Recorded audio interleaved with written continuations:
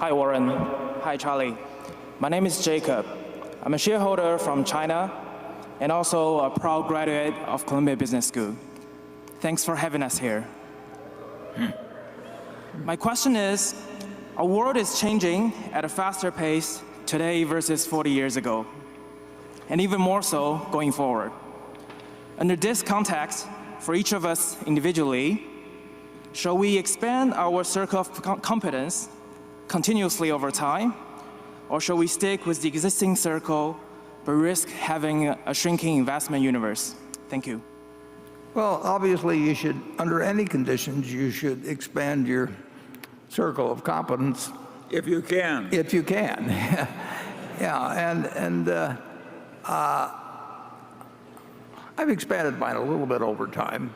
But if you can't, you ought to be pretty cautious. You can't force it. If you told me that I had to, become an expert on physics or, Dance may be the lead in the ballet, Warren. That would be a sight. Yeah, well, that's one of that. Now. That's one you may be thinking about, but that didn't even occur to me. But yeah, it's ridiculous. Yeah. That doesn't mean you can't expand it at all. I mean, I did learn about some things as I've gone along in a few businesses. In some cases, I've learned that I'm incompetent, which is actually a plus. Then you've discarded that one.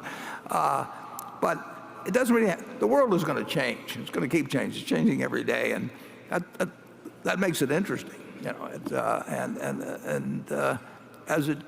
As it changes, certainly within what you think is your present existing circle, you should be the master of figuring that one out, or it really isn't your circle of competence.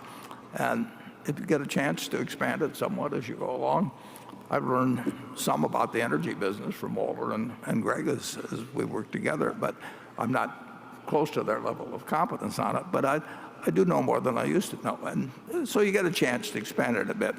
Usually, I would think normally your core competence is probably something that sort of fits the way the mind is worked.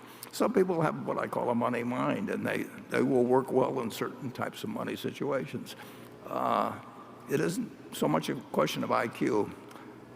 The mind is a very strange thing, and people have specialties, whether in chess or bridge. I see it in different persons. People that can do what seem to be impossible things, and they're really kind of, as Charlie would say, stupid in other areas. So just keep working on it. But don't think you have to increase it and therefore start bending the rules.